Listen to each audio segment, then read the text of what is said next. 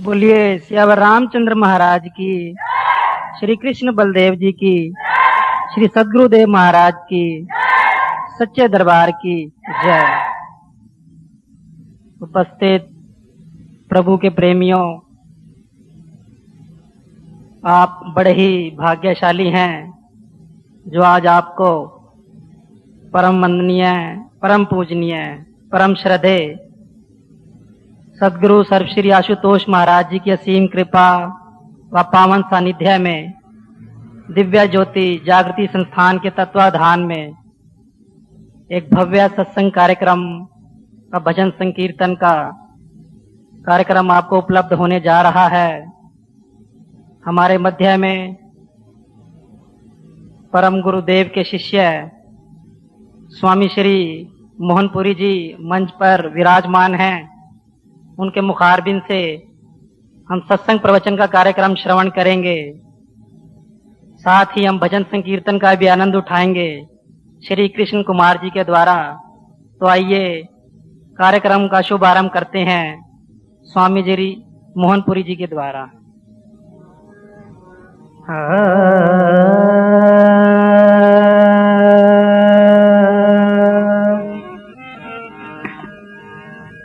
ऐ जहां के मालिक तू है कहाँ ये तो बता। ऐ जहां के मालिक तू है कहाँ ये तो बता। बहुत ढूंढा है तुझे, बहुत ढूंढा है तुझे, ना मिला दीदार तेरा। है जहां के मालिक तू है कहाँ ये तो बता। है जहां के मालिक तू है कहाँ ये तो बता।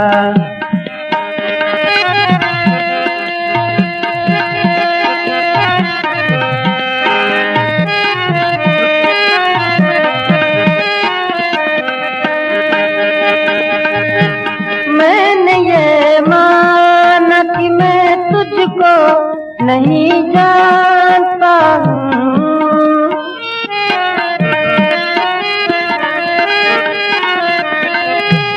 मैंने ये माना कि मैं तुझको नहीं जानता हूँ। तू तो ये जानता है प्यासा हूँ जन्मों से तेरा। तू तो ये जानता है प्यासा हूँ जन्मों से तेरा। बहुत ढूंढा है तुझे, बहुत ढूंढा है तुझे, ना मिला दीदार तेरा। है जहां के मालिक तू है कहाँ ये तो बता।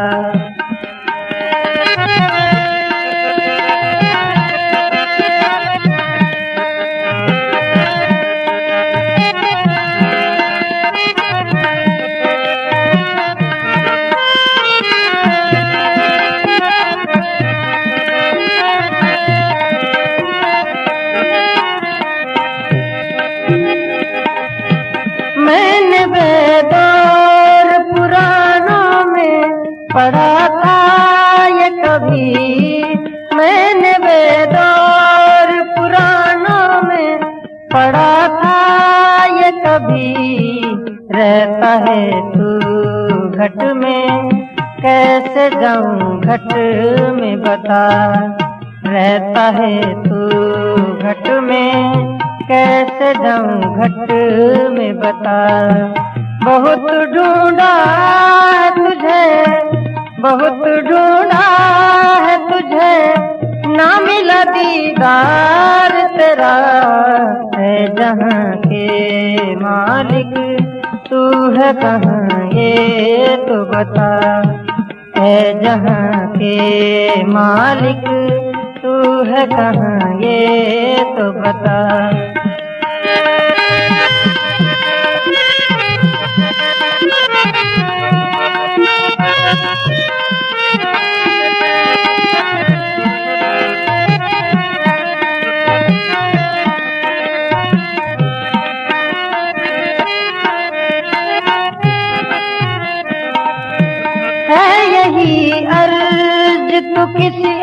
ऐसे मसीहा से मिला, है यही अर्ज तू किसी ऐसे मसीहा से मिला, मेरे अंतर में दिखे तेरा नूरानी चेहरा, मेरे अंतर में दिखे तेरा नूरानी चेहरा। बहुत ढूंढा है तुझे, बहुत ढूंढा है तुझे, ना मिला दीदार तेरा, है जहां के मालिक तू है कहाँ ये तो बता, है जहां के मालिक तू है कहाँ ये तो बता, है जहां के मालिक तू है कहाँ ये तो बता।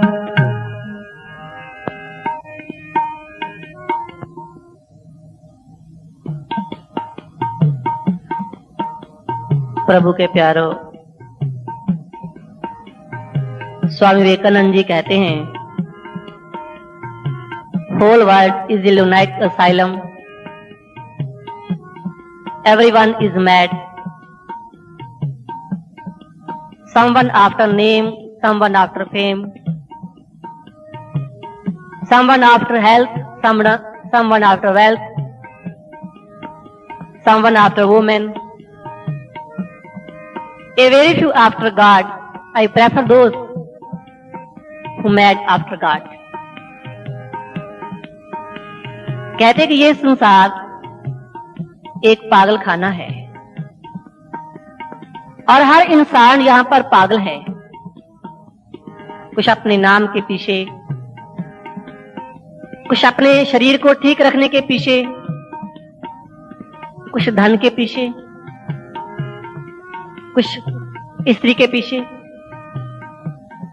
और कुछ लोग ऐसे होते हैं जो परमात्मा के पीछे पागल होते हैं, और वो पागल मुझे बहुत ही अच्छे लगते हैं।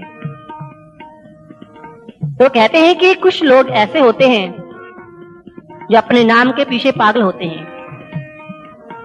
वो ऐसे ऐसे काम करते हैं कि हमारा नाम इस संसार में ज्यादा से ज्यादा लोग जाने,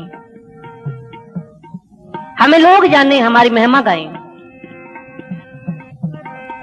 परंतु महापुरुष कहते हैं कि नाम तो केवल भक्त का अमर होता है, संसार के लोगों का नाम अमर नहीं होता। अगर इस संसार के लोगों का नाम अमर हो भी जाता है तो जो सर राम जी की तस्वीर के आगे झुकता है और रावण की तस्वीर के आगे कभी नहीं झुकता, जो सर श्री गुरु गोविंद सिंह जी की तस्वीर के आगे झुक जाता है तो औरंगजेब की तस्वीर के आगे कभी नहीं झुकता। परंतु फिर भी इंसान कुछ ऐसे कार्य करता है, वो चाहता है कि मेरा नाम अमर हो जाए। जैसे कोई स्कूल बनाता है, कोई मंदिर बनाता है, तो उसमें भी होता है कि मेरा नाम सबसे पहले लिखा जाए। जैसे एक मंदिर का निर्माण हो रहा था, काफी मजदूर वहां काम कर रहे थे। वहां एक आदमी आता है और उनसे आकर पूछता है कि ये किस भगवान का मंदिर है, यहाँ किस भगवान की पूजा होगी। वो मजदूर उन्हें बताते हैं ये तो हमें भी नहीं पता, तो यहाँ किस भगवान की पूजा होगी, परंतु जिसने ये मंदिर बनवाया है तो उसके नाम की प्लेट वो पड़ी है, आज ही वो लग जाएगी।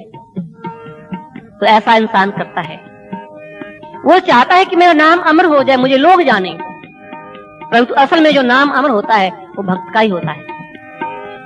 जैसे श्री गुरु गोविंद सिंह जी महाराज अपने दरबार में बैठे हैं,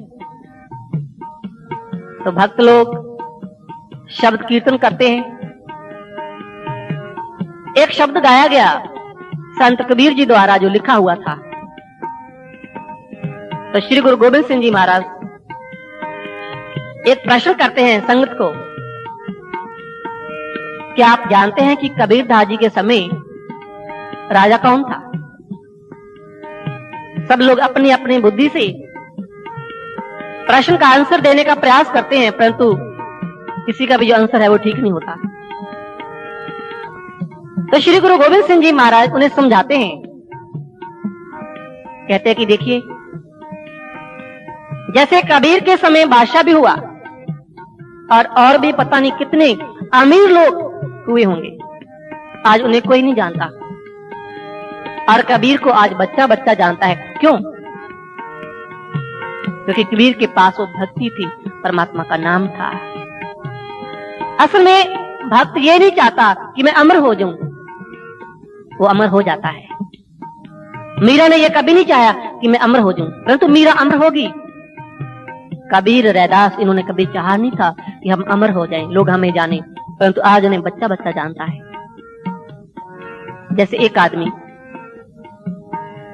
वो चाहता था कि लोग मुझे ज्यादा से ज्यादा जाने, तो ऐसा कोई ना कोई ढंग की तलाश में रहता कि जैसे वो ज्यादा से ज्यादा लोगों के बीच में जा सके और लोग ज्यादा से ज्यादा उन्हें जाने। एक बार वो क्या देखता है कि जहां से उस गांव के ज्यादा से ज्यादा लोग गुजरते हैं, वहां एक वृक्ष को देखता है। वो क्या करता है, उस वृक्ष की ऊपर अपना जो नाम है वो खो देता है। बहुत खुश होता है कि जो भी लोग यहां से गुजरेंगे, इस वृक्ष पर जो मेरा नाम लिखा हुआ है उसको देखेंगे और फिर ये जानने का प्रयास करेंगे कि इस नाम का आदमी कौन है। बहुत खुश होता है, घर जाता है, आराम करता है, सो जाता है, और जब सुबह होती है तो दुखी हो जाता है। क्यों? क्योंकि पता चला कि जिस वृक्ष पर उसने अपना नाम खोदा था, उस वृक्ष तो रात को कोई काट कर ले गया। तो मन परेशान हो जाता है, चलता है फिर दूसरी ओर। बहुत रेत पड़ी थी, उसके ऊपर अपना नाम लिखता है। यार, जो लोग यहां से गुजरेंगे वो तो मेरे नाम को पढ़ेंगे ही ना।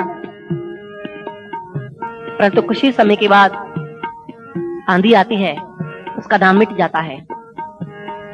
मन में बहुत दुखी होता है, मैं जो चाहता हूं मैं वो कर नहीं पा रहा। निराश होकर बैठ जाता है। उस समय वहां से एक संत गुजरते हैं, उसको पूछते हैं कि बेटे, क्या बात है, तो ऐसे निराश क्यों बैठा है? वो लड़का उनको सारी कहानी सुनाता है कि मैं चाहता हूं कि लोग मुझे ज्यादा से ज्यादा जाने, परंतु मैं ऐसा कर नहीं पा रहा हूं, इसलिए मैं दुखी हूं। तो संत महापुरुष उन्हें सत्संग सुनाते हैं और उन्हें ज्ञान मिल जाता है। वो सुमरन साधना करता है और अंत में क्या होता है, वो एक संत के रूप में, एक परिसर के रूप में दुनिया के सामने प्रकट होता है। और उनके गुरु महाराज एक बार उनको अपने पास बुलाते हैं, कहते हैं कि बेटे, अब तो तू खुश है ना? तो यही चाहता था कि लोग तुझे ज्यादा से ज्यादा जाने, आज तो तुझे बहुत से लोग जानते हैं। तो लड़का अपने गुरुदेव के चरण पकड़ लेता है, क्या कहता है कि मुझे कौन पूछता था, तेरी बंदगी के पहले तेरी याद ने बना दी मेरी जिंदगी फसाना। हे सतगुरु, आपकी बंदगी के पहले, आपके प्रेम के पहले मेरा जीवन तो एक दुख भरी कहानी था, उसके बिना और कुछ था ही नहीं।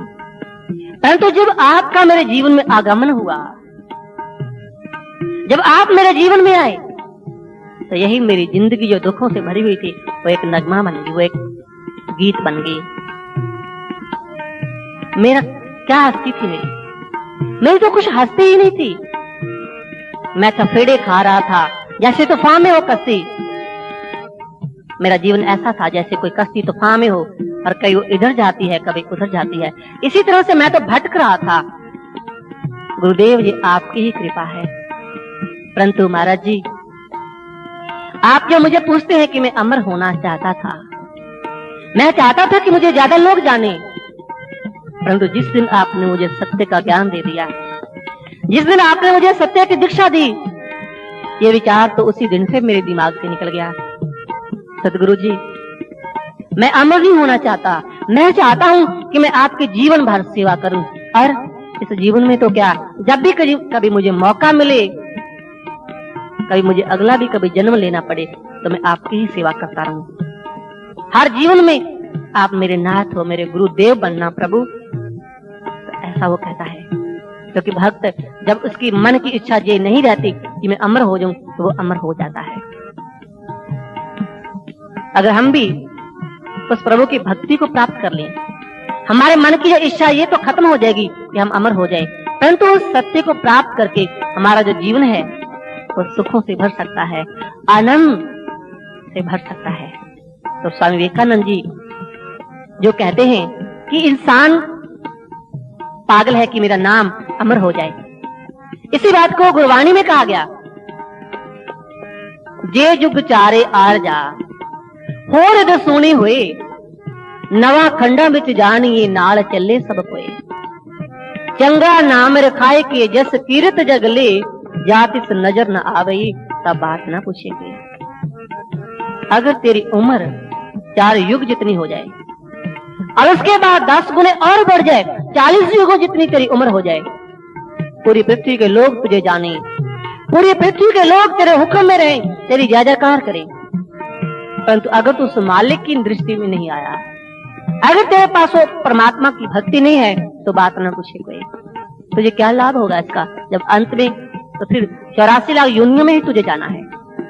तो कहते हैं कि समवन आफ्टर हेल्थ, कुछ लोग अपने शरीर के लिए पागल रहते हैं कि मेरे शरीर को किसी तरह की बीमारी न लगे, मेरा शरीर अच्छा रहे, रिष्ट पुष्ट रहे। परंतु महापुरुष कहते हैं कि अगर आपका शरीर अच्छा भी है, अगर इस शरीर से आपने अच्छा काम नहीं किया, तो ये शरीर किस काम का है? जिसके लिए आपको जो शरीर मिला, अगर वो काम ही नहीं किया, तो महापुरुष कहते हैं नाम जपत कोड़ी भला, चोय चोय पड़त जिस चाम, कंचन देह किस काम की, जामुख नाही नाम। तेरे से तो एक कोड़ी अच्छा है, तेरा सोने जैसा शरीर है, तो परमात्मा की भक्ति कभी की ही नहीं। और तेरे से तो घोड़ी अच्छा है, जिसके शरीर में से पानी बहता है, पस बहती है, परंतु वो परमात्मा की भक्ति तो करता है। तो जिसके लिए ये शरीर मिला, अगर तूने वो काम नहीं किया, तो वो मालिक, वो परमात्मा तुझे वो शरीर द्वारा नहीं देगा, द्वारा मनुष्य का तन तुझे नहीं देगा। किसने मिला ये शरीर? बड़े भाग मनुष्य तन पावा, सुर दुर्लभ सद ग्रंथन गावा, साधन धाम मोक्ष का द्वारा। गोस्वामी तुलसीदास जी कहते हैं ये मोक्ष को प्राप्त करने के लिए, परमात्मा की बंदगी करने के लिए, उसकी भक्ति करने के लिए मनुष्य का तन मिला है। श्री गुरु अर्जुन देव जी महाराज वो कहते हैं, भई प्राप्त मानुख दे हुरिया, गोविंद मिलन की ए तेरी वरिया, अवर काश तेरे किते ना काम, मिल साध संगत भज केवल नाम। उस परमात्मा की भक्ति को प्राप्त कर, क्योंकि परमात्मा को मिलने के लिए ही तुझे ये शरीर मिला है। सिरंजाम लाग भवजल तरन के, कि तू उस भव सागर को पार करने का प्रयत्न कर। बहुत से लोग प्रश्न कर सकते हैं, क्या हम अपने प्रयास से उस भाव से पार हो सकते हैं? तो महापुरुष कहते हैं कि आप कर्म करो, वो मालिक, वो परमात्मा जरूर दया करता है, कृपा करता है। और कृपा का अर्थ भी यही होता है, कर बस प्लस पा। हम थोड़ा सा करते हैं, वो बहुत सा मालिक हमें दे देता है। इस कृपा को रामचरित मानस में से एक कथा आती है, तो उसके माध्यम से हम समझने का प्रयास करेंगे। जब प्रभु श्री राम लंका को जाना चाहते हैं, तो सेतु का निर्माण होता है। जब सेतु बनकर तैयार हो जाता है, तो सब लोग देखते हैं कि ये तो बहुत छोटा बना है, बहुत देरी लगेगी। तो प्रभु श्री राम उस सेतु के ऊपर जाकर खड़े हो जाते हैं। तो जितने जल के जीव होते हैं, उनके दर्शनों के लिए तो ऊपर आ जाते हैं। जिस तरफ देखा जाता है, पुल ही पुल दिखाई देता है। परंतु मन में शंका है, सबके मन में शंका है कि ये तो जल के जीव हैं, कभी भी नीचे चले जाएंगे। प्रभु श्री राम कहते हैं कि आप इनके ऊपर पत्थरों को गिरा कर देखो। जब पत्थर गिराए जाते हैं, वो हिलते ही नहीं है। चारों ओर पुल ही पुल दिखाई देता है। तो प्रभु श्री राम जी को प्रश्न किया जाता है, तो प्रभु आप तो ये कर सकते थे और आपने कर भी दिया। प्रभु हमने इतनी दूर से पत्थर लाए, हम इतना प्रयास किया, इतना प्रयत्न किया, आप अगर कर सकते थे तो आपने पहले क्यों नहीं कर दिया? तो प्रभु श्री राम कहते हैं कि आपने पुल सेतु बना हुआ तो देख लिया, परंतु ये जल के जीव मेरे दर्शनों के लिए कब आए? जब मैं उस सेतु पर खड़ा हुआ, जब आपने बनाया, आपने आधार दिया, तो उसके बाद में वहां खड़ा हुआ, पुल बन गया, सेतु तैयार हो गया। भाव कि हम थोड़ा सा करते हैं, वो प्रभु हमें बहुत सा दे देता है। तो जो लोग केवल शरीर के लिए ही पागल रहते हैं, अगर जिसके लिए शरीर मिला है वही काम नहीं किया, तो अच्छे शरीर का भी लाभ क्या है? तो कहते हैं कुछ लोग ऐसे होते हैं जो धन के पीछे पागल होते हैं। समवन आफ्टर वेल्थ, लोग सोचते हैं कि शायद धन प्राप्त करने से ही हमें शांति मिल जाएगी, हमें खुशी मिल जाएगी, परंतु ऐसा नहीं होता। हम देखते हैं और सुनते हैं कि अमेरिका दुनिया का सबसे अमीर देश है, और आप सुनेंगे तो हैरान होंगे कि सबसे ज्यादा पागल वो भी अमेरिका में ही मिलते हैं, और सबसे ज्यादा आत्महत्याएं वो भी अमेरिका में ही होती है। अगर केवल धन में ही सुख होता तो अमेरिका की ये हालत क्यों है? अगर धन में ही शांति मिल जाती तो महात्मा बुद्ध, उनको क्या जरूरत थी राज्य का त्याग करने की? मीरा तो रानी थी, तो उसको उसमें शांति क्यों नहीं मिली? पीपा राजा थे, क्यों शांति नहीं मिली? सिकंदर बादशाह, उसको धन में से शांति कहां मिली? पूरी दुनिया पर राज करने का सपन देखता है सिकंदर। कितने लोगों को, कितने बच्चों को अनाथ कर दिया, कितनी स्त्रियों को विधवा बना दिया उसने, कितना रक्तपात किया, परंतु जब अंत समय आता है तो कुछ भी साथ नहीं गया। सिकंदर रास्ते में बीमार पड़ जाता है और वैद्य बता देते हैं कि अब इनके बचने की कोई उम्मीद नहीं है, परंतु सिकंदर कहता है कि मैं अपनी मां से मिलना चाहता हूं। वैद्य कहते हैं कि ऐसा नहीं हो सकता, ये संभव नहीं है। सिकंदर कहता है कि आप मेरी सारी संपत्ति ले लो, मुझे वहां तक तो पहुंचा दो ना। वैद्य कहता कि नहीं, ऐसा हो नहीं सकता, अगर ऐसा हो सकता तो हम जरूर कर देते। उस समय सिकंदर के दिमाग में कुछ ऐसा आता है,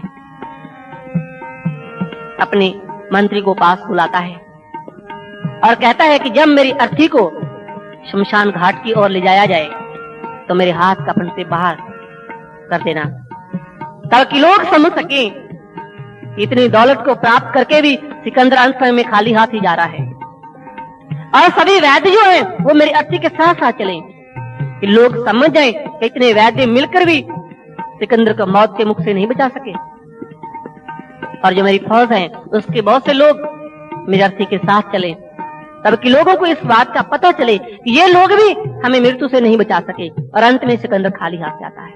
और किसी ने कहा भी है, याद रख सिकंदर के हौसले तो आली थे, जब वो दुनिया से गया दोनों हाथ खाली थे। क्या लेकर गया वो? कारू बादशाह ने इतनी माया इकट्ठी की, अंत में क्या साथ कुछ गया? साथ तो कुछ भी नहीं गया। इंसान चाहता है कि धन को प्राप्त करके मुझे शांति मिल जाएगी, कभी ऐसा हो ही नहीं सकता। शांति धन में नहीं है, शांति तो अंदर में है, और जब तक हम उस शांति की तलाश अंतर जगत में नहीं करते तो शांति मिलेगी कैसे? तो स्वामी विवेकानंद जी कहते हैं कि समवन आफ्टर वुमेन, कुछ लोग ऐसे होते हैं जो स्त्री के पीछे पागल होते हैं, परंतु उनका जो पागलपन होता है वो भी स्वार्थ से भरा हुआ होता है। अगर उनके पास वो आत्मज्ञान नहीं है तो ये पागलपन भी स्वार्थ है। जैसे पत्नी कहती है अपने पति को कि मैं तुझे बहुत प्रेम करती हूँ, और पति कहता है पत्नी को कि मैं तुझे बहुत प्रेम करता हूँ, परंतु अगर कहीं ऐसी घटना घट जाती है, अगर पति बीमार पड़ जाता है, बीमारी लंबी हो जाती है, तो पत्नी के मन में आता है कि अभी तो उम्र बहुत कम है, अगर जल्दी से इसका कुछ ऐसा हो जाए तभी दूसरी शादी हो सकती है, और ऐसा ही पति भी सोचता है अपनी पत्नी के बारे में। परंतु अगर उनके पास ज्ञान होगा, एक दूसरे की समस्या को समझ सकते हैं, तो स्वार्थ उनका जो खत्म हो सकता है। अपाला के शरीर पर जब उसका पति देखता है कि इसके शरीर पर तो कोढ़ के निशान है, घर से धक्के मारकर निकाल देता है। परंतु जो गुरु की कृपा से, परमात्मा की कृपा से अपाला का जो कोढ़ का रोग था वो ठीक हो जाता है, अपाला निरोग हो जाती है। तो पति फिर अपाला को कहता है कि घर चलते हैं, परंतु अपाला घर जाने से मना कर देती है, कहती कि नहीं, आपने मेरे शरीर से प्रेम किया था, आपने मुझे प्रेम नहीं किया। और जैसे कई बार गुरु महाराज जी के पास बैठने का समय मिलता है, तो एक बार कुछ लोग गुरु महाराज जी के पास बैठे थे और उसी समय एक बहन जी आते हैं वहां, जो बहुत दुखी नजर आ रहे थे। जब महाराज जी के चरणों पर उन्होंने नमस्कार किया तो रो पड़े। महाराज जी पूछते हैं कि बेटी क्या बात है, क्यों रोती हो? तो कहती है कि महाराज जी, इसके पहले मैंने 2 लड़कियों को जन्म दिया है, मेरी 2 बेटियां हैं, परंतु मेरे पति देव कहते हैं कि अगर तूने इस 12वीं लड़की को ही जन्म दिया तो तेरे लिए घर में कोई स्थान नहीं है, तुझे घर से निकाल दिया जाएगा। महाराज जी मुझे आप बताएं कि ये क्या ये मेरे वश में है? तो इंसान ऐसा ही है जो पत्नी के पीछे पागल है, जब पत्नी पति के पीछे पागल है, ये सब पागलपन ऐसा ही है, स्वार्थ से भरा हुआ है, जब तक वो आत्मज्ञान नहीं है। तो स्वामी विवेकानंद जी कहते हैं, a very few after God, I prefer those who mad after God. कुछ लोग ऐसे होते हैं जो परमात्मा के पीछे पागल होते हैं, और वो लोग मुझे बहुत ही अच्छे लगते हैं। पागल वो भी 2 तरह के होते हैं। एक वो पागल जो अपनी बुद्धि के स्तर से नीचे गिर जाता है, जैसे आप उन पागलों को देखते हैं गलियों में घूमते हुए, ना उन्हें खाने की सुधि होती है, ना पहनने की सुधि होती है, और उन्हें अपने सुधि नहीं होती, तो उनसे जो समाज के बनाए हुए नियम हैं वो टूट जाते हैं, और जब नियम टूट जाते हैं तो लोग उन्हें पागल कहते हैं। परंतु एक दूसरे तरह के पागल होते हैं जो अपनी बुद्धि के स्तर से ऊपर चले जाते हैं, जिनको संत कहते हैं। संत जब बुद्धि के स्तर से ऊपर उठता है, जो संसार में कृतियां हैं वो उसको देखता है, जब उसको देखता है तो उन कृतियों को जानबूझकर तोड़ता है। परंतु इस संसार के लोगों को अच्छा नहीं लगता, तो तभी उनको कभी भूतना कहता है, कभी कुराइया, कभी कुछ कहता है, कभी कुछ कहता है, पागल कहता है उन्हें। जैसे श्री गुरु नानक देव जी हरिद्वार में पहुंचते हैं, वहां क्या देखते हैं कि लोग सूरज की ओर मुंह कर पानी देते हैं। गुरु नानक देव जी उन्हें समझाना चाहते हैं, परंतु वो लोग माने कैसे? तो गुरु नानक देव जी उनका ध्यान अपनी ओर आकर्षित करने के लिए दूसरी ओर पानी देना शुरू कर देते हैं। तो लोग देखते हैं कि ये कौन आदमी है। कुछ लोग कहते हैं कि ये तो नानक है। तो लोग उनसे जाकर पूछते हैं कि आप नानक ही हैं? कहते हाँ, बताइए क्या बात है। तो आप इधर को पानी क्यों देते हैं? तो गुरु नानक देव जी कहते हैं कि आप इधर को पानी क्यों देते हैं? तो कहते हम तो सूरज को पानी देते हैं। तो गुरु नानक देव जी कहते कि मैं अपने खेतों को पानी देता हूँ, वहां मेरी खेती है। तो कहते कि आपकी खेती कहाँ है? कहते होगी कोई यहाँ से लगभग 200 किलोमीटर। तो वो कहते हैं कि आपका तो नाम सुना था कि बड़े संत हैं, परंतु आप तो पागल लगते हैं, आपका पानी वहां कैसे पहुंच जाएगा? तो गुरु नानक देव जी कहते हैं कि अगर आपका पानी सूरज तक पहुंच सकता है तो मेरा पानी वहां नहीं पहुंच सकता। तो लोग उन्हें पागल कहते हैं, कुराइया कहते हैं। हालांकि जो सूरज को पानी देना, तो उसके पीछे जो वैज्ञानिक कारण है, जब सूरज की ओर मुंह करके हम पानी गिराते हैं, उसमें से जो किरणें आती हैं सूरज की, हमारी आंखों के लिए बहुत लाभदायक होती हैं। और जैसा हम तुलसी की पूजा करते हैं, क्यों करते हैं? हम उसको एक पूजा समझ बैठ गए, परंतु तुलसी एक ऐसा पौधा है जो हमें कई बीमारियों से बचा सकता है। पीपल की पूजा करते हैं लोग, उसके पीछे जो हमारे ऋषियों ने किया, गुरुओं ने किया, उसके पीछे कारण थे कि पीपल की अगर लोग ऐसे पूजा करेंगे, कम से कम इसको काटेगी नहीं, क्योंकि पीपल हर समय ही ऑक्सीजन देता है, जो हमारे शरीर के लिए बहुत ही जरूरी है। तो गुरु नानक देव जी जब उनको समझाने का कि जो ज्ञान तुझे मिला है, जो ज्योति तेरे घट में प्रकट हुई है, तो इस संसार के हर जीव के अंतर जगत में प्रकट करने का प्रयास कर। वो नौकरी का त्याग कर देते हैं, बच्चों का भी त्याग कर देते हैं, तो प्रचार के लिए चल पड़ते हैं, तो लोग उन्हें भी पागल कहते हैं। तो उन लोगों को सुनकर स्वामी राम तीर्थ कहते हैं कि इन बिगड़े हुए दिमागों में अमृत के लच्छे हैं, हमें पागल ही रहने दो, हम पागल ही अच्छे हैं। जी, वो कहते हैं कि वो लोग मुझे बहुत ही अच्छे लगते हैं जो परमात्मा के पीछे पागल होते हैं, क्योंकि वो उस गल को, उस परम तत्व को प्राप्त करते हैं। जैसे एक नदी जब पहाड़ों में से निकलती है, वो जाकर सागर में भी मिल सकती है और मारुस्थल में भी अपने आप को खत्म कर सकती है। अगर वो नदी सागर में मिल जाती है तो शांति को प्राप्त कर सकती है, अनंत को प्राप्त करती है। अगर वो नदी मारुस्थल में अपने आप को खो देती है तो उसका क्या बनता है? कुछ भी नहीं बनता। एक बीज वो अग्नि में भी अपने आप को खत्म कर सकता है और भूमि की गोद में भी अपने आप को खत्म कर सकता है। अगर वो अग्नि में अपने आप को खत्म करता है तो उसका कुछ भी नहीं बनता।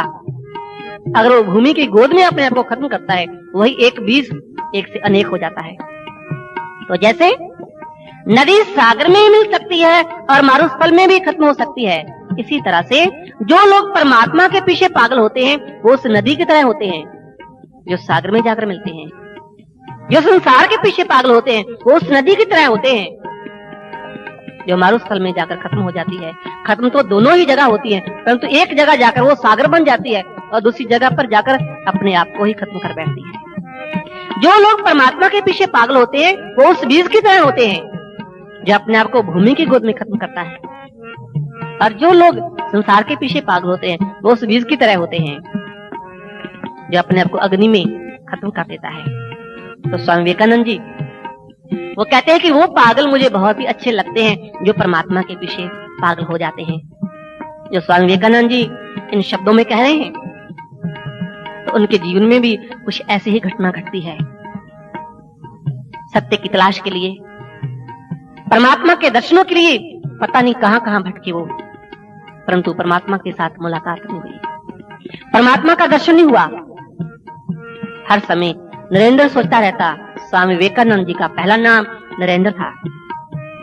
नरेंद्र हर समय सोचता रहता कि अगर वो परमात्मा है तो मुझे क्यों नहीं मिलता। कभी एकांत में बैठ जाता नरेंद्र और यही प्रार्थना करता कि प्रभु अगर तू है तो मुझे क्यों नहीं मिलता। तो कहते हैं कि जब किसी आत्मा के अंतर जगत में, किसी भक्त के अंतर में उस परमात्मा को मिलने की जिज्ञासा पैदा होती है, तो वो परमात्मा कोई ना कोई लीला करता है, परमात्मा कोई ना कोई बहाना बनाकर उसको मिला देता है, उसको मिलता है। जैसे एक आदमी था, उसने बहुत तप किया, अपने मन से बड़ी साधना की, परंतु उन्हें परमात्मा का दर्शन नहीं हुआ। और अंत में मन में सोचता है कि क्या करूं, इससे तो अच्छा है कि मैं अपने आप को खत्म ही कर लूं। हालांकि ये इतना अच्छा भाव नहीं है कि हमें परमात्मा का दर्शन नहीं हुआ तो हम अपने आप को खत्म कर लें, परंतु आदमी सोचता है कि इससे अच्छा है कि मैं मर ही जाऊं। वो गांव से बाहर चला जाता है और वहां जाकर उल्टा लटक जाता है कि अगर मुझे परमात्मा नहीं मिलेगा तो ऐसे ही मर जाऊंगा। तो क्या होता है, वहां एक संत रहते थे जो बहुत वृद्ध थे और घोड़ी पर चढ़कर ही जाया करते थे। और एक बार क्या होता है कि उनके हाथ से जो घोड़ी की जो रस्सी है वो छूट जाती है, घोड़ी भाग जाती है और वहां पहुंच जाती है जहां वो आदमी उल्टा लटका हुआ है। और संत जी भी उनके पीछे धीरे धीरे से पहुंचते हैं, उनको जाकर पूछते हैं कि क्या बात है, तू क्यों ऐसे उल्टा लटका हुआ है। अपनी सारी दुख भरी कहानी सुनाता है कि मैंने कितनी साधना की, कितनी पाठ पूजाएं की, परंतु मुझे आज तक वो परमात्मा नहीं मिला, मैं मर जाना चाहता हूँ। तो वो संत उन्हें सत्संग सुनाते हैं, उन्हें आत्मज्ञान की दीक्षा देते हैं। तो जब कोई आत्मा ऐसा पुकार करती है तो परमात्मा कोई ना कोई बहाना बनाता है, ऐसे लीला करता है, तो उसको उस मालिक का दर्शन होता है। तो नरेंद्र वो भी परमात्मा के लिए हर समय यही प्रार्थना करते रहते हैं। एक समय ऐसा आता है कि उनके मन में कुछ शंके पैदा होने लग जाते हैं कि क्या वो परमात्मा है, क्या वो मुझे मिल सकता है। मुझे तो लगता है कि मुझे वो मिलेगा ही नहीं। तो ऐसे समय में उनके एक दोस्त मिलते हैं जिनके गुरु थे स्वामी रामकृष्ण परमहंस महाराज जी। वो उनको कहते हैं कि नरेंद्र, आज मेरे गुरुदेव मेरे घर में आएंगे, तू भी आ जाना। तो नरेंद्र कहता है कि दोस्त, मैं आपको सच्ची बात बताना चाहता हूँ कि ऐसे लोगों के पीछे मैंने बहुत समय बर्बाद किया है, परंतु अब नहीं करना चाहता। किसी के पास कुछ नहीं है, अब तो मैं निराश हो गया हूँ। मुझे तो लगता है कि मुझे इस जन्म में परमात्मा मिलेगा ही नहीं। वो दोस्त कहता है कि नरेंद्र, मैं तेरी बात को मानता हूँ कि तू भटका होगा, परंतु एक चांस और है तेरे लिए, तो एक बार आकर देख ले। तो कहते हैं कि नरेंद्र, जब शाम का समय होता है, अपने दोस्त के घर में पहुंचता है तो सामने स्वामी रामकृष्ण परमहंस बैठे हैं। तो कहते हैं कि जो नरेंद्र बहुत अच्छा गाते थे, और सब लोग नरेंद्र को कहते हैं कि आप एक भजन सुनाइए, क्योंकि बहुत से लोग बैठे हैं। तो हम सुनते हैं जो आप इस भजन में श्रवण कर रहे हैं, नरेंद्र के भाव देखिए, जो परमात्मा के प्रति कैसे भाव प्रकट करता है।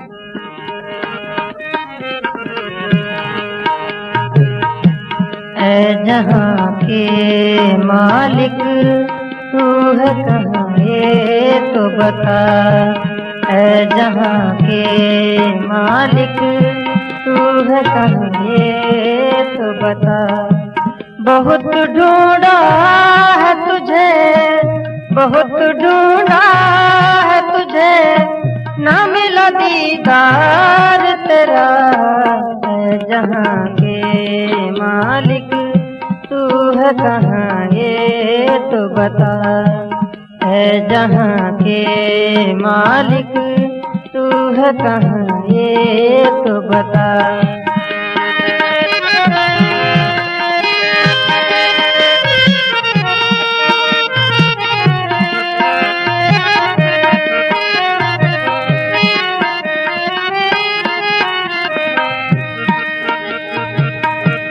मैंने ये माना कि मैं तुझको नहीं जानता हूँ।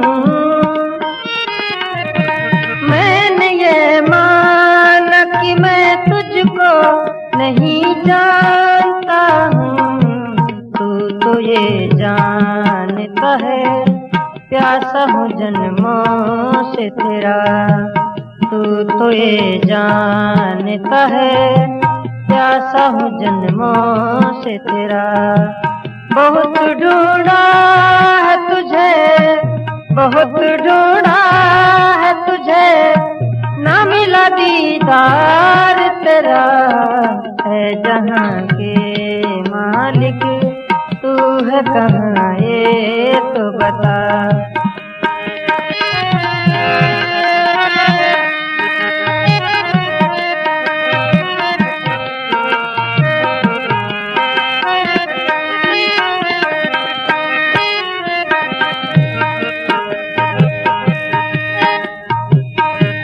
मैंने वेद और पुराणों में पढ़ा था ये कभी।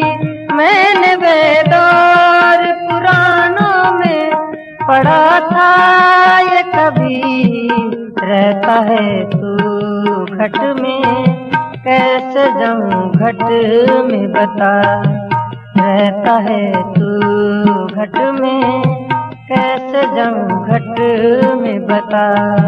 बहुत ढूंढा है तुझे, बहुत ढूंढा है तुझे, ना मिला दीदार तेरा। है जहाँ के मालिक तू है कहाँ, ये तो बता।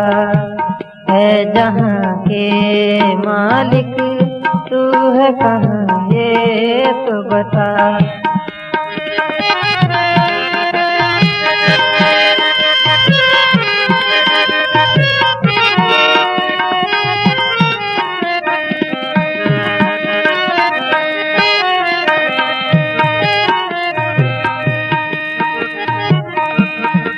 यही अर्ज तू किसी ऐसे मसीहा से मिला।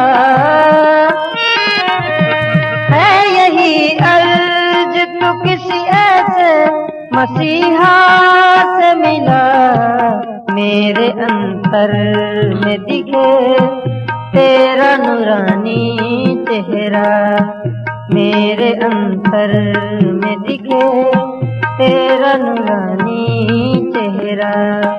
बहुत ढूंढा है तुझे, बहुत ढूंढा है तुझे, ना मिला दीदार तेरा, है जहां के मालिक तू है कहाँ है तो बता। नरेंद्र इस भजन में उस परमात्मा के आगे प्रार्थना करते हैं। क्या कहते हैं कि प्रभु मैं इस बात को मानता हूं, मैं इस बात को मानता हूं कि मैं तुझे नहीं जानता, परंतु प्रभु तू तो जानता है ना मेरे मन में कितनी तड़प है तुझे मिलने के लिए। अगर तू है तो मुझे क्यों नहीं मिलता। प्रभु मैंने ऐसा शास्त्रों में पढ़ा है, ऐसा मैंने ग्रंथों में पढ़ा है कि तू सबके घट में ही रहता है, परंतु मैं अपने घट में जाऊं तो जाऊं कैसे। प्रभु मैं अपने घट में अपने आप नहीं जा सकता। प्रभु मैंने ये भी शास्त्रों में पढ़ा है कि जब कोई संत महापुरुष मिलता है, जब कोई ऐसा मसीहा मिलता है, वो घट में जाने का रास्ता बता देता है। प्रभु तू ही कृपा कर मुझे ऐसे मसीहा से मिला दे जो मुझे अपने घट में जाने का रास्ता बता दे। प्रभु जब नरेंद्र ऐसा भजन समाप्त करता है तो स्वामी रामकृष्ण परमहंस उनके नेत्रों में से भी जल आ जाता है। कहते नरेंद्र बेटे बहुत ढूंढा मैंने तुझे, बहुत तलाश की तेरी मैंने, तू कहां चला गया था। तो नरेंद्र पता क्या कहता स्वामी जी मैं आपके चिकनी चौपड़ी बातों में नहीं आने वाला हूं कि आप मेरा नाम लेकर बुलाते हो तो मैं सोचूंगा कि ये बहुत पहुंचे हुए संत हैं। ऐसे मैंने बहुत देखे हैं। इससे पहले मैं 51 संतों के पास गया हूं। मेरा एक ही प्रश्न है, क्या आपने परमात्मा को देखा है। तो रामकृष्ण परमहंस कहते हैं कि हाँ मैंने परमात्मा को देखा है। तो नरेंद्र कहते हैं कि वो परमात्मा है क्या। मैंने शास्त्रों में पढ़ा है कि वो परमात्मा अनंत प्रकाश है, अनंत ज्योति है। क्या ऐसा ही है। रामकृष्ण कहते हैं कि तूने ठीक सुना है, तूने ठीक पढ़ा है। तो स्वामी जी आपने परमात्मा को देखा है, तो क्या आपके पास कोई ऐसा प्रूफ है, क्या आप कोई ऐसा प्रूफ दे सकते हो कि आपने परमात्मा को देखा है। तो स्वामी रामकृष्ण परमहंस कहते हैं कि नरेंद्र प्रत्यक्ष के लिए भी कोई प्रमाण की जरूरत होती है। तो नरेंद्र कहता है कि प्रत्यक्ष के लिए प्रमाण, प्रत्यक्ष क्या है मुझे तो पता ही नहीं, आप कहना क्या चाहते हो। तो रामकृष्ण परमहंस कहते हैं कि नरेंद्र बेटे मैंने उस परमात्मा की अनंत ज्योति का दर्शन अपने घट में किया है, पर मैं तुझे दिखा सकता हूं उस ज्योति को, क्या तू देखना चाहता है। तो नरेंद्र कहता है कि महाराज अगर ये बात है, अगर आप मुझे परमात्मा की उस ज्योति का दर्शन करा सकते हैं तो ये सिर कभी दूसरे चरणों पर नहीं जाएगा, हर समय आपके चरणों पर ही रहेगा। तो ऐसा ही होता है। जब रामकृष्ण परमहंस महाराज उनको ज्ञान की दीक्षा देते हैं तो धन्य धन्य हो जाता है नरेंद्र। और हालांकि देखा जाए नरेंद्र के जीवन में पहले कितने संत लोग आए, बहुत पढ़े लिखे लोग, विद्वान लोग नरेंद्र को मिले, परंतु आत्मज्ञान की दीक्षा नहीं दे पाए। बातों से समझाने का प्रयास करते रहे, परंतु जिसको खोज होती है वो बातों से कैसे, उसका बातों से काम नहीं चलता। वो परमात्मा का दर्शन करना चाहता है और कर कर ही रहता है। और जब नरेंद्र को वो ज्ञान प्राप्त होता है तो अपना अनुभव बताता है नरेंद्र कि बाहरी शास्त्रों से पढ़ने से कुछ भी नहीं होता जब तक हम अपने अंतर्जगत में परमात्मा का दर्शन नहीं करते। नरेंद्र कहता है we may read books all our lives, we may become very intellectual, but in the end we find that we have not developed at all spiritually। हम कितने भी शास्त्रों को पढ़ सकते हैं, शास्त्रों को पढ़कर बुद्धिमान बन सकते हैं। जितने जितने शास्त्रों को पढ़ते जाएंगे बुद्धि तेज होती जाएगी। अपनी भाषा का त्याग करते जाएंगे, शास्त्रों की भाषा बोलते जाएंगे, चंडूल पक्षी की तरह। 4 18 9 पढ़े, खटपड़ खोया मूल, सुत शब्द चीने बिना, यो पंछी चंडूल। चंडूल एक ऐसा पक्षी है जिस भी किसी की वो भाषा सुनता है तो वैसा ही बोलना शुरू कर देता है।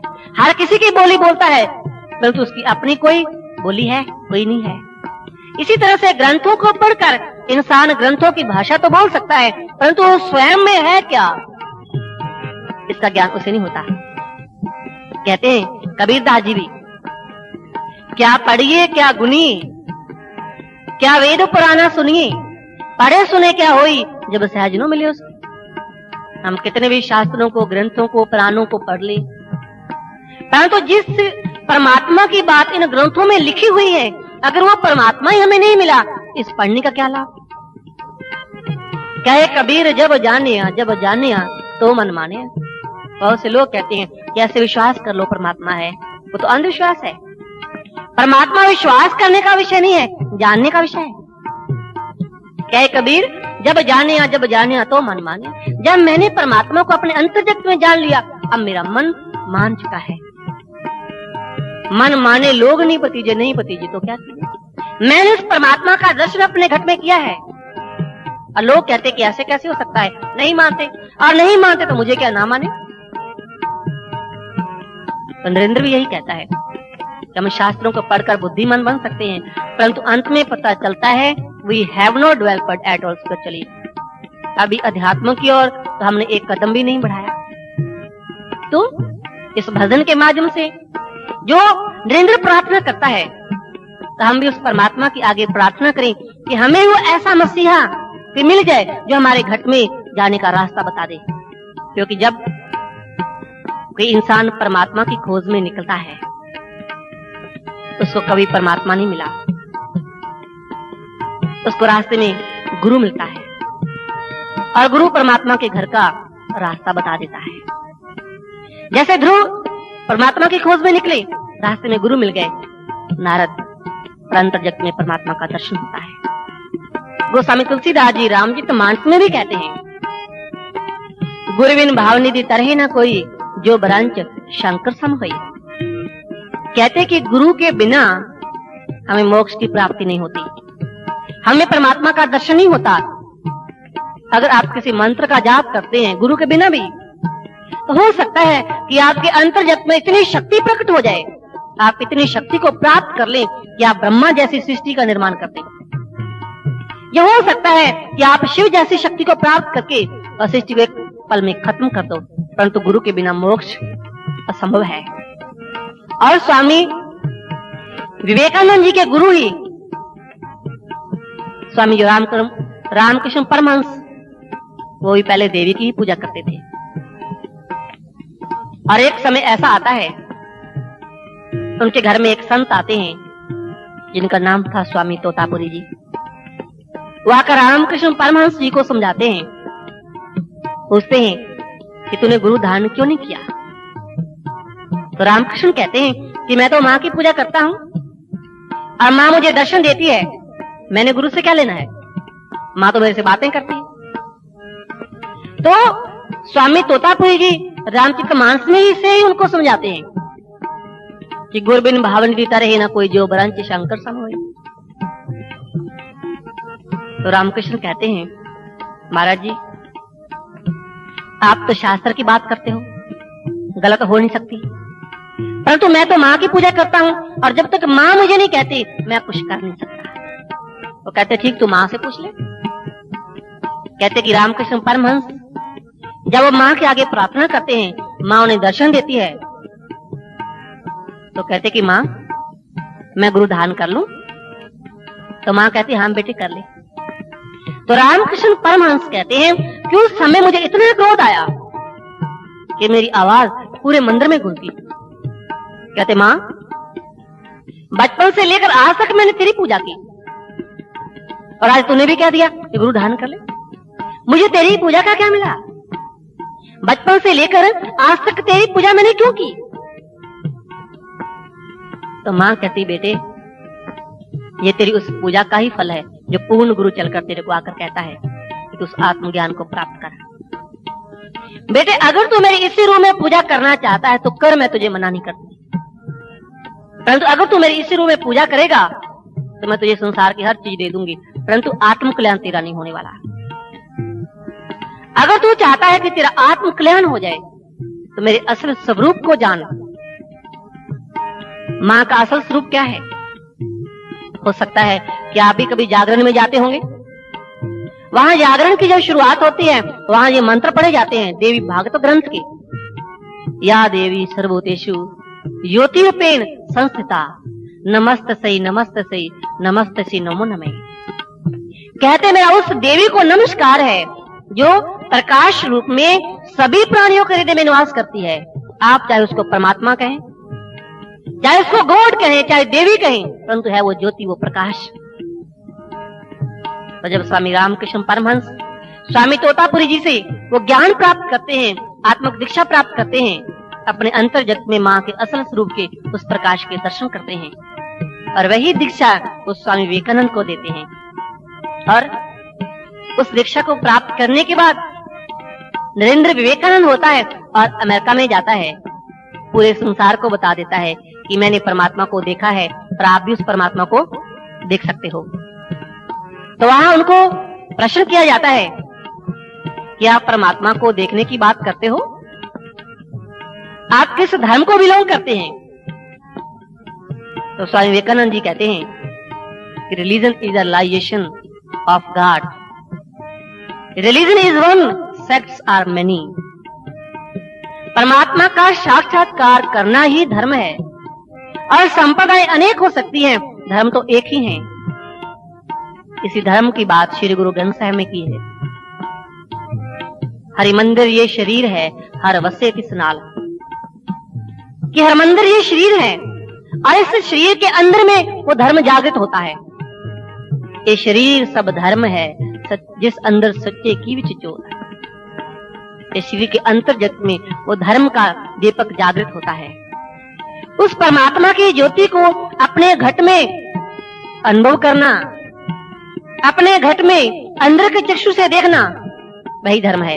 और जब इंसान धार्मिक हो जाता है तभी उसके जीवन की मंजिल मिल जाती है। हालांकि देखा जाए तो स्वामी रामकृष्ण परमहंस पहले उन्होंने बाहरी पूजा की, परंतु जब उस पूजा का फल मिला, गुरु मिल गए और उस माले की ज्योति का दर्शन अपने घट में करते हैं।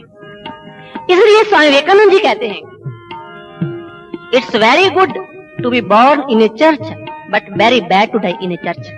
किसी मंदिर में, गुरुद्वारा, चर्च में जन्म लेना बड़ी अच्छी बात है, परंतु वही मर जाना बहुत बुरी बात है। परंतु इसको समझने का प्रयास करें कि भाव क्या है। अगर कोई जन्म लेता है तो किसी जगह पर मरने से क्या होता है? जगह तो निश्चित होती है कि इस जगह पर मृत्यु होगी, किसी की वश की बात नहीं है। वो कहना क्या चाहते हैं? कहते हैं कि जब एक बच्चा मंदिर में जाता है तो मुझे बहुत खुशी होती है, जब एक वृद्ध मंदिर में जाता है मुझे दुख होता है। पूछा कि ऐसा क्यों? तो स्वामी विवेकानंद जी कहते हैं कि जब एक बच्चा मंदिर में जाता है तो वहां जाकर वो मूर्तियों को देखता है, ग्रंथों को पढ़ता है, सुनता है, और उसके मन में जो जिज्ञासा होगी वो पूछेगा कि जैसे शिव है, शिव की तस्वीर देखते हैं हम, और इसके मस्तक पर आंख है, तो क्या ऐसा 3 आंखों वाला भी कोई आदमी है? तो वहां उन्हें बताया जाएगा कि बेटे ये तेरे अंदर का संकेत है, तेरे अंदर भी ऐसी आंख है। जब तुझे गुरु मिलेगा तेरे अंदर का जो मंदिर है वो प्रकट होगा, तो अपने अंतर जगत में देख सकेगा। तो वहां से उसकी खोज शुरू होगी, उस ज्ञान को प्राप्त करेगा। इसलिए मुझे खुशी होती है। परंतु जब एक वृद्ध जाता है तो मेरे मन में ये दुख होता है, इसने पूरा जीवन इसी में व्यतीत कर दिया, परंतु मंदिर में जाकर, गुरुद्वारा, चर्च में जाकर जो भक्ति स्टार्ट होनी थी, ये तो उसी को ही मंजिल समझकर बैठ गया।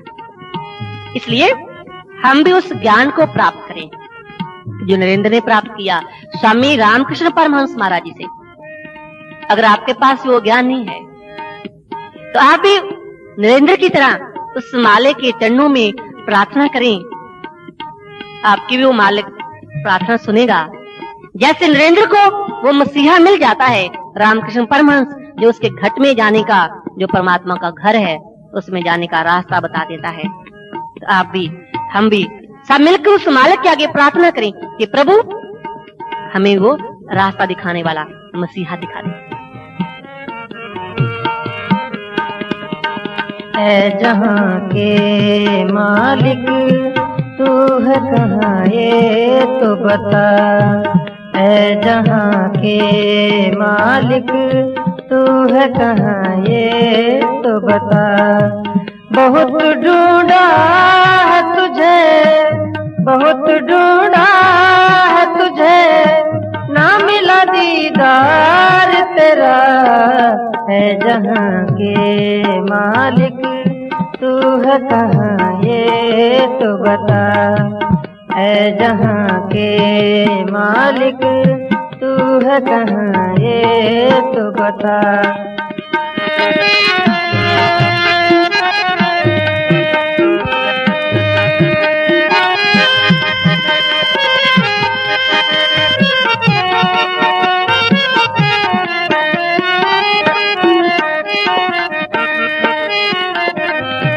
मैंने ये माना कि मैं तुझको नहीं जानता हूँ, मैंने ये माना कि मैं तुझको नहीं जानता हूँ। तू तो ये जानता है प्यासा हूँ जन्मों से तेरा, तू तो ये जानता है प्यासा हूँ जन्मों से तेरा। बहुत ढूंढा है तुझे, बहुत ढूंढा है तुझे, ना मिला दीदार तेरा। है जहां के मालिक तू है कहाँ ये तो बता।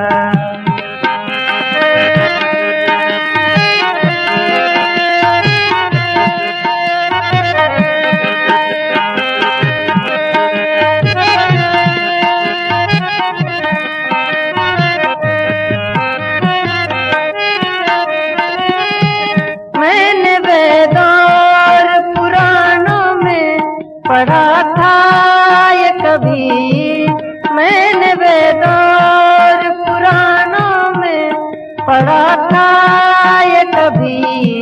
रहता है तू घट में, कैसे जाऊं घट में बता। रहता है तू घट में, कैसे जाऊं घट में बता। बहुत ढूंढा है, बहुत ढूंढा है तुझे, ना मिला दीदार तेरा। है जहां के मालिक तू है कहाँ ये तो बता।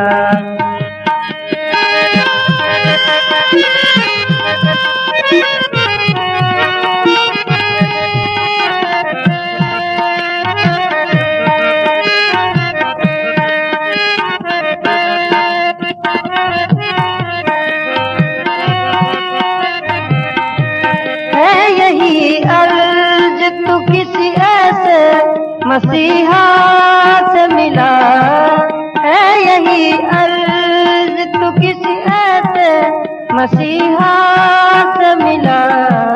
मेरे अंतर में दिखे तेरा नूरानी चेहरा, मेरे अंतर में दिखे तेरा नूरानी चेहरा।